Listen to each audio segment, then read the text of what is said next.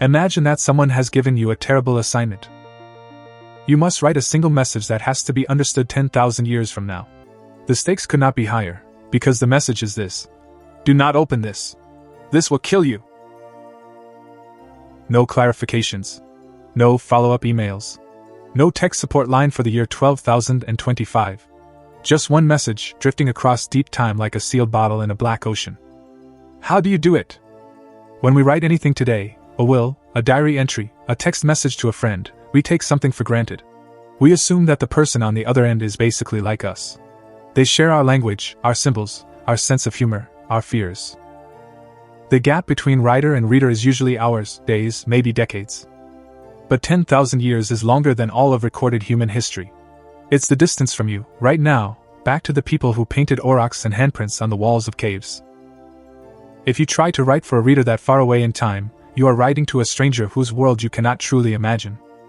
So the question that haunts this whole conversation is it even possible to send meaning, not just matter, not just objects, but actual meaning, across deep time? Because whether we are ready for it or not, we are already trying.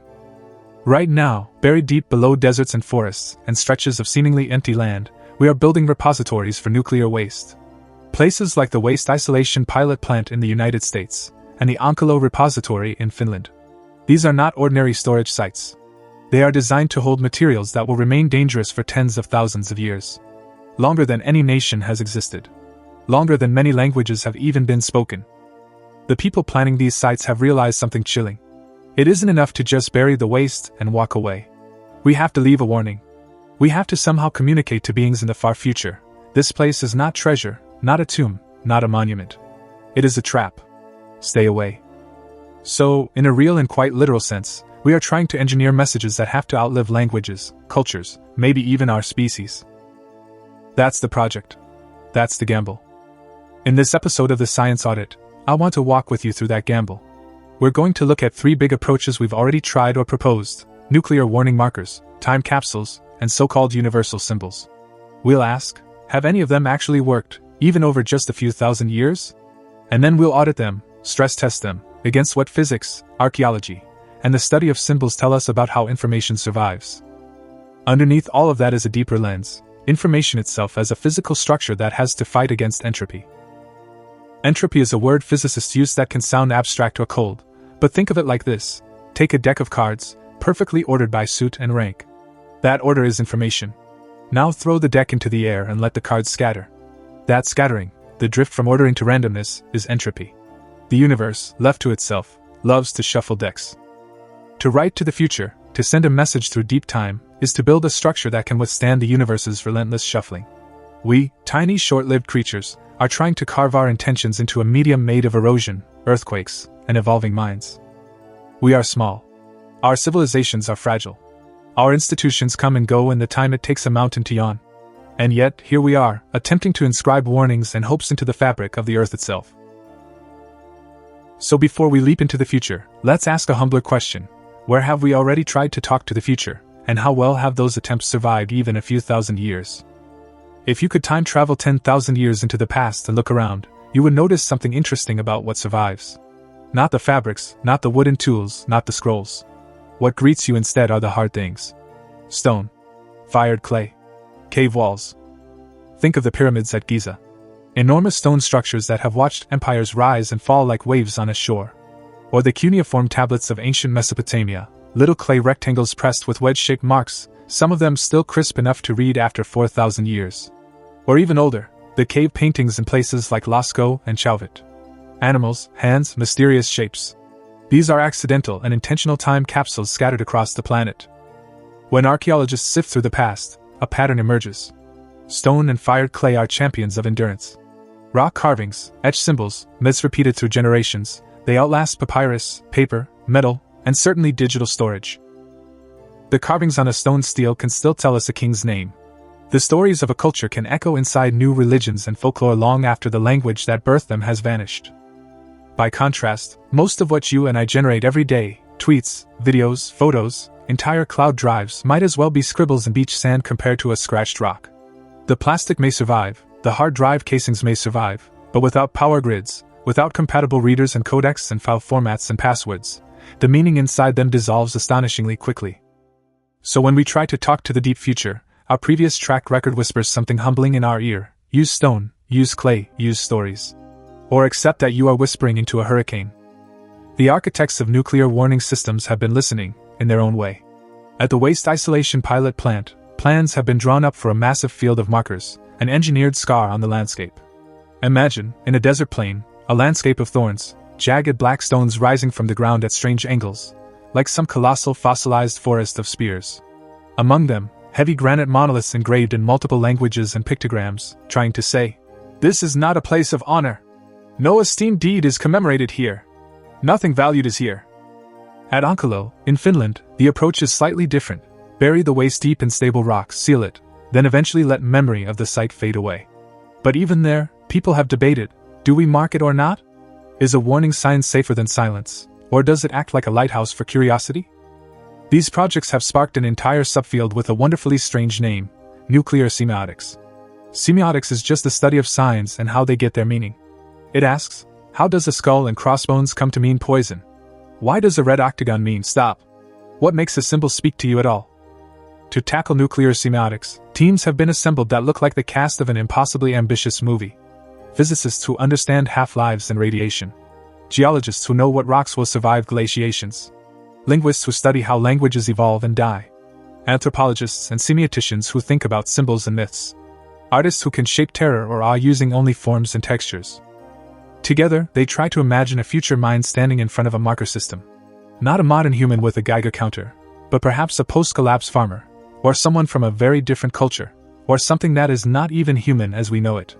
What will they see? A warning? A challenge? A puzzle? We don't have to guess blindly, because we've tried something similar before: time capsules. And if nuclear warning systems are an attempt to shout, danger, into the future, time capsules are our attempt to say, here is who we are. Please remember us. Take the Westinghouse time capsules from 1939 and 1965, buried during the New York World's Fairs.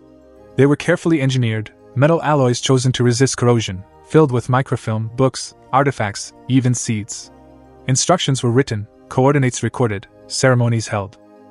Then zoom out and look at the world of smaller time capsules, the ones buried by cities for centennials, by schools under flagpoles, by families in backyards. When researchers have tried to catalog what happens to them, a recurring set of failure modes appears. Many are simply forgotten. The location was not recorded well enough, or the building was demolished, or the plaque fell off. Some are physically found but locked, and the key or code is missing, so the message is there but inaccessible. Others are opened on schedule only to reveal mush, water infiltrated, paper rotted, magnetic tapes demagnetized. In still others, the container is intact, but the media inside, old computer disks, videotapes, proprietary formats, are unreadable because the ecosystem of machines and knowledge needed to interpret them has moved on. The pattern is sobering. The problem is not just the durability of materials, it is the durability of context. A time capsule doesn't just need a strong box. It needs an unbroken chain of instructions, institutions, and incentives to care. Someone has to remember that it exists, know how to open it, possess or reconstruct the tools to decode what's inside, and actually want to bother. In other words, what we're really trying to preserve is not just data but a miniature culture, a way of reading. This is where information theory quietly walks onto the stage. When physicists and computer scientists talk about information, they're not just talking about words on a page. Information, in this deeper sense, is a configuration of matter or energy that could have been many ways, but is instead just one. It's the difference between static and a melody, between scrambled letters and a poem. Entropy, in this language, is the tendency for those careful configurations to smear out into randomness. Ink spreads. Paper burns or molds. Metals corrode. Digital bits, which are, in the end, tiny physical states in silicon, can be flipped by cosmic rays. Over long enough timescales, every storage medium is like a sandcastle facing the tide. If we want messages to survive, we have to build structures that resist this smearing. Nature actually provides some of our best case studies. DNA, for example, is a molecule that stores information about how to build a living thing.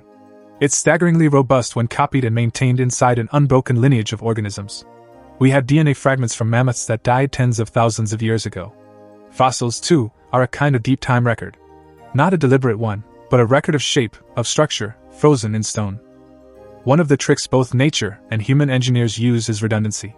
Think of redundancy as telling the same story many times, in slightly different ways, so that if part of it is lost, the rest can still reconstruct the original. On a CD, for example, your music isn't stored once. It's stored with error-correcting codes, extra bits that let your player infer what's missing when there's a scratch. In your body, your DNA comes in paired chromosomes, and cells have repair mechanisms that can fix some damage by using the remaining, undamaged strand as a template. For deep time messages, redundancy might mean carving the warning into many stones, in many places, using multiple symbol systems, pictures, numbers, diagrams, perhaps even biological encodings. It might mean embedding the same idea into stories, laws, and rituals that echo through culture long after the original marker has weathered away. If we can understand how nature and our own technologies preserve information against entropy, maybe we can mimic those strategies when we try to talk to the year 12,025. But here we run into a tougher, more elusive problem, not the survival of the marks themselves, but the survival of their meaning. Let's return to semiotics, the study of how signs come to mean things. A sign is not just an image. It's an image plus a shared agreement. A skull and crossbones is just a stylized drawing until a culture collectively decides, this means poison, or this means pirates. So we can ask, is any warning sign truly universal? Consider that skull and crossbones. To a pirate, historically it meant something closer to treasure, or this ship is ours. To us, on a bottle, it means this will harm you. To some future intelligence with no knowledge of our history, it's just an odd pattern of bones. Try another thought experiment. Imagine two faces carved in stone. One is round, symmetrical, smiling. The other is twisted, jagged, wide-eyed with what we would call horror or rage. If you show these faces to humans from different cultures today, most will agree on which one looks friendly and which one looks frightening. Our nervous systems are tuned, by evolution, to respond to certain patterns: wide eyes, bared teeth, sharp angles. We seem to have some near-universal reactions. Yet even here, we're standing on thin ice. To an explorer in 10,000 years, stumbling on a field of jagged spikes and distorted faces, the reaction might not be, "Oh no, danger." It might be, "What fascinating, dramatic art! This must have had great importance. We should dig here." And that's one of the core paradoxes of nuclear semiotics. Any symbol that is inviting enough to be understood might be inviting enough to be treated as a puzzle or a treasure. Any symbol that is terrifying enough to repel could also be seen as a challenge, a test of bravery, or a sacred gate. Think about how we treat our own mysterious ruins. The pyramids, Stonehenge, the Nazca lines, ominous, uncanny structures that we do not flee from. We are drawn to them. So if a marker system is too beautiful, it's a lure. If it is too ominous, it's also a lure. We are, after all, an intensely curious species. This brings us to an even wider mismatch: the timescales of civilizations versus the timescales of the materials we're trying to manage. Most empires last a few hundred years at best. Dynasties rise and fall. Religions evolve. Writing systems shift. Even our longest-lived institutions, like the Catholic Church or some ancient universities, span maybe 1,000 years in recognizable form. Now set those numbers next to the hazard period of some nuclear waste, 10,000, 100,000 years before it decays to levels we'd consider safe. No human institution has ever stewarded anything for that long with a continuous, unbroken chain of memory and responsibility. None. Our own prehistory fades into myth after just a few thousand years. Even our calendar systems, our way of counting the years, can reset. So when we design nuclear repositories and say, "We'll maintain records, we'll monitor, we'll pass laws, we'll keep people away," there is a real danger that we are being quietly overconfident. We are assuming an unbroken chain of archivists, governments, or engineers who will keep watch and maintain the signal for a time span during which entire language families may be born and die. Physics, in a sense, is more reliable than politics. The half-life of plutonium doesn't care who's in office. The slow cooling of rock doesn't depend on a stable banking system. That's why some designers have suggested encoding danger not in human symbols at all, but in the fabric of the site itself, in patterns that any sufficiently advanced mind might recognize. One idea is to use physics as the language. For instance, you could arrange markers to highlight astronomical reference points that are extremely stable, like pulsars, rapidly spinning neutron stars that flash at precise intervals like cosmic lighthouses. The Pioneer plaques and the Voyager golden records famously do this. They draw a kind of map using pulsars to indicate where, and when, the spacecraft came from. You might also try to convey, through diagrams, the decay chain of radioactive elements, the way a dangerous isotope transforms over time, emitting particles and energy. The hope is that any future civilization that can dig kilometers into the Earth will likely have some understanding of physics, and will interpret these patterns as, "Here lies radiation. Beware." But even here, there is tension. Physics might be universal, but interpretation is not. A clear, intriguing pattern, whether mathematical or geometric, can easily be read as an invitation. There is something important here. Investigate. The same clarity that makes a message understandable also makes it a beacon. The audit insight lurking here is uncomfortable. There may be an unavoidable risk that any message which is unambiguous enough to be understood is also tempting enough to be investigated.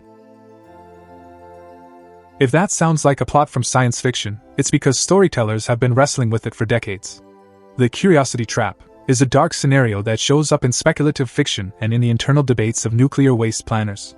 Picture a far future in which much of our current science has been lost.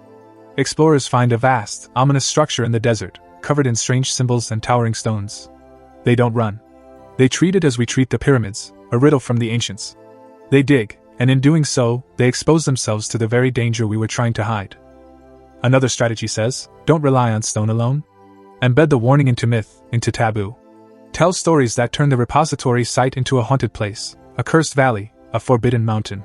If you can hook into the deep, emotional circuits of culture, fear of ghosts, reverence for sacred ground, maybe you can sustain a do not disturb zone without requiring an exact understanding of radiation physics.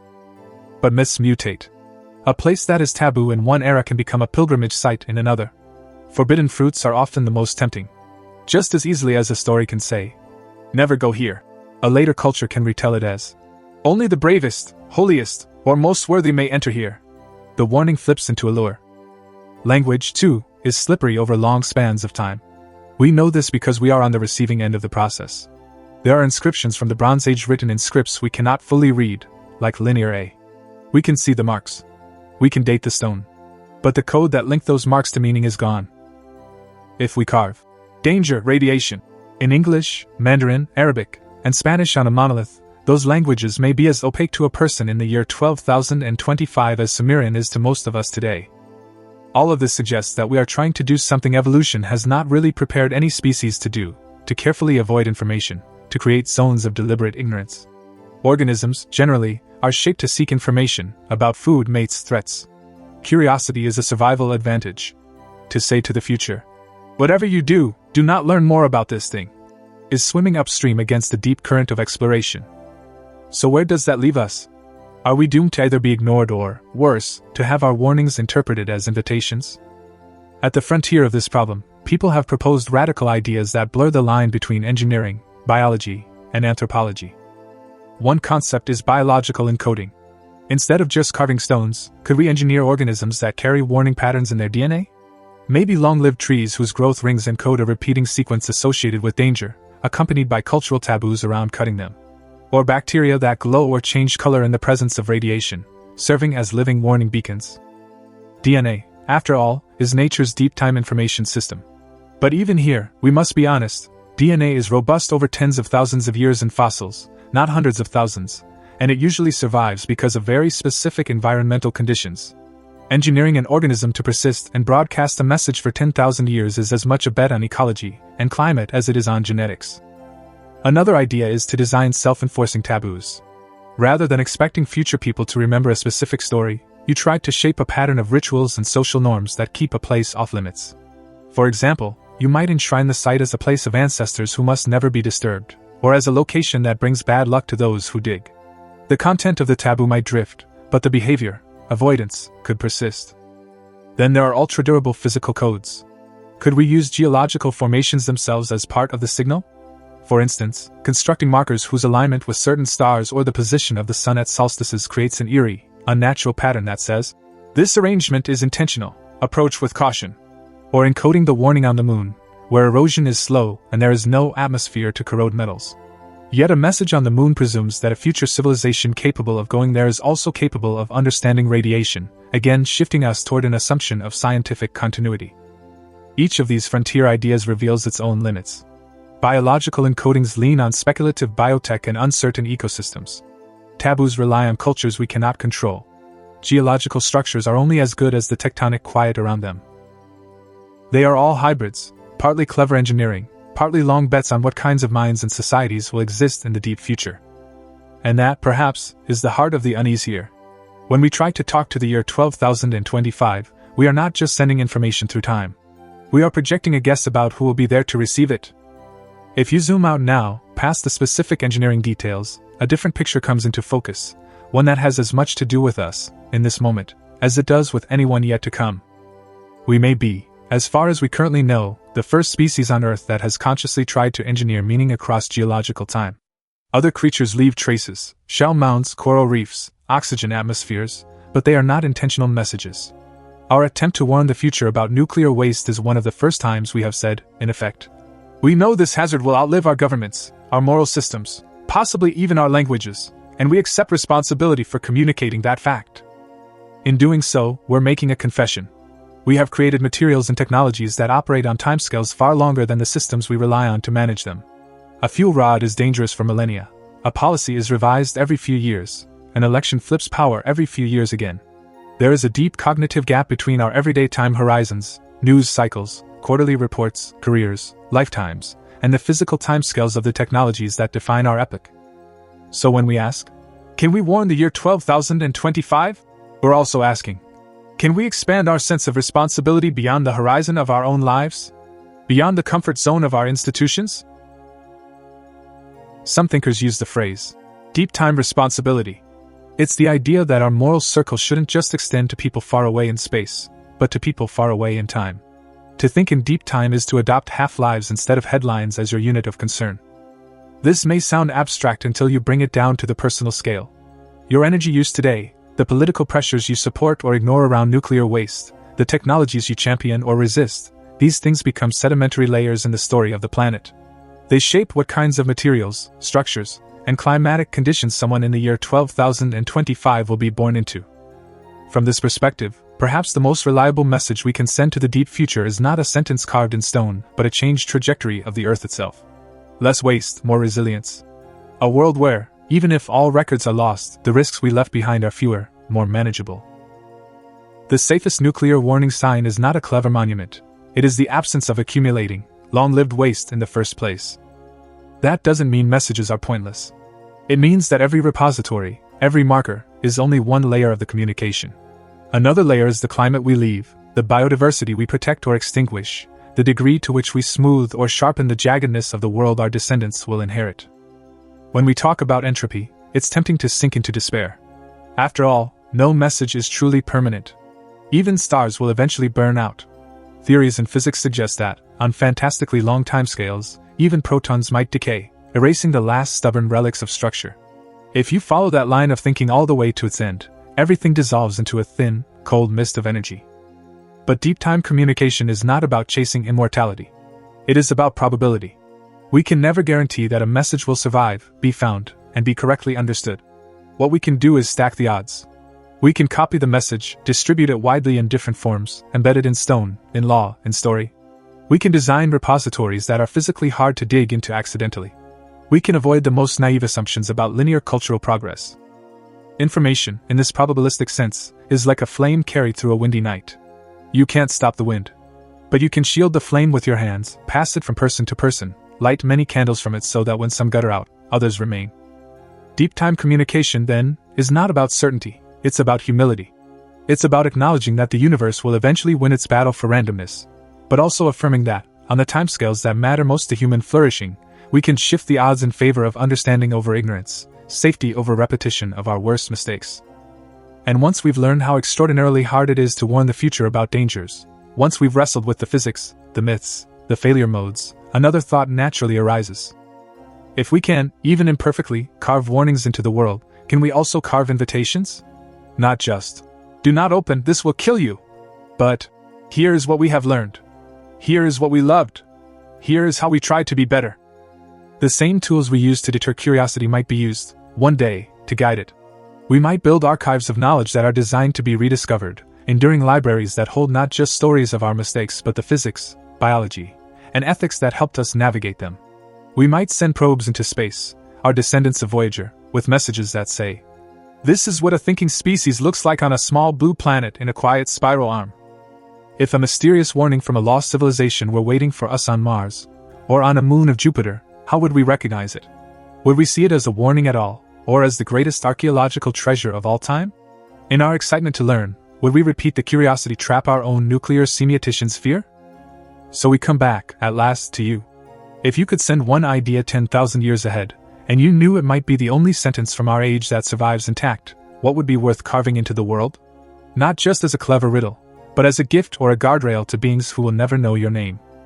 Maybe it's a piece of knowledge, the germ theory of disease, the structure of DNA, the periodic table. Maybe it's a moral insight, that every conscious being suffers, and that compassion is the one technology that scales across all worlds. Maybe it's a warning drawn from bitter experience, that certain powers, once unleashed, are difficult to contain. Whatever you choose, imagine having to express it in a way that could survive without you, freed from your language, your metaphors, your institutions. Imagine trusting it to stone and story and the physics of decay. As we close, let's return, in our minds, to that desert landscape of thorns. Jagged monoliths, their edges softened by 10,000 years of wind. The engraved letters are now almost illegible. The pictograms are strange but still there, twisted faces, radiating shapes, numbers etched in careful rows. A traveler stands before them, squinting. Slowly, we pull back. The landscape shrinks beneath us. The desert becomes a patch of color. The continent curves. The earth comes into view, a thin, fragile biosphere wrapped around a ball of rock. On its surface, a patchwork of scars and signatures, ruins, cities, forests regrown where cities once stood, repositories sealed beneath rock, probes launched into the dark. Seen from far away, the earth itself is the message. It is a living palimpsest, a page written and rewritten by many civilizations. The chemical composition of its atmosphere, the genetic diversity of its species, the distribution of metals in its crust, all of these are sentences in a language that future beings, or distant aliens, could in principle read. We may never create a perfect warning that lasts unbroken for 10,000 years. But we are always, whether we like it or not, writing a different kind of time capsule, the total pattern of our behavior. The CO2 we emit, the isotopes we scatter, the artifacts we leave, the extinctions we cause or prevent, this is the script the future will actually read. So here is the synthesis of our journey. We started with a single impossible-sounding assignment. Write. Do not open. This will kill you. And make it understood across 10 millennia. We examined the physical side, how entropy erodes every medium we know, and how redundancy and robust materials can extend the lifetime of a signal. We looked at the semiotic side, how symbols gain meaning only through shared context, how skulls and thorns can warn or entice, how myths and taboos might either protect or pervert their original message. We saw that time capsules often fail not because their boxes are weak, but because their cultures forget. We confronted the mismatch between the lifetimes of our technologies and the much shorter lifetimes of our institutions. We explored radical proposals, biological encodings, ritualized taboos, geological artworks, lunar inscriptions. And we recognized that every one of these is part engineering, part long beta minds we can't yet imagine. And finally, we turned the audit back on ourselves.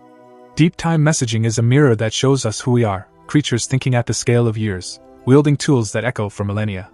We realize that the most robust message may not be a carved sentence at all, but a shift in the way we live on this planet, a commitment to leaving fewer landmines and more lanterns. So let me leave you with a contemplative takeaway, a thought experiment to carry into your own life. Tonight, or sometime this week, step outside if you can and look up at the night sky. Pick a star, any star you can see with your naked eye. The light leaving it might have started its journey decades or centuries ago. That glow is a message, in the language of photons, about what that star was doing when the light left. You are, in that moment, the distant future mind decoding it. Now invert the perspective. Imagine that someone 10,000 years from now is standing under a slightly different sky, looking not at you but at the traces you left, the composition of the atmosphere, the ruins visible from orbit, the stories still told, the isotopes in the soil. What do those traces say? Not what do you wish they said, but what do they actually communicate about what we valued, what we feared, what responsibilities we accepted or ignored? You may never design a nuclear repository marker. But every day, in small ways, you are contributing to the time capsule of Earth. The question is, what pattern, what intention, do you want to inscribe into that larger message? And then, as always, we end not with an answer, but with the next great question, the one that opens the next door. We've been talking about time as if it were a river we can throw bottles into, hoping they reach another shore. But if our best physics hints that time itself might be more like a landscape than a flow, if past, present, and future coexist in some deeper sense, then what does that say about the messages we send, and the ones we are? If time is, At some fundamental level, an illusion of our perception, what does that say about the memories we hold most dear, and the legacies we struggle to leave behind? I'm Rowan K. Mercer. This has been the Science Audit. Thank you for traveling through deep time with me. Until next time, keep asking questions that stretch the horizon of your own story, as far and as bravely as you can.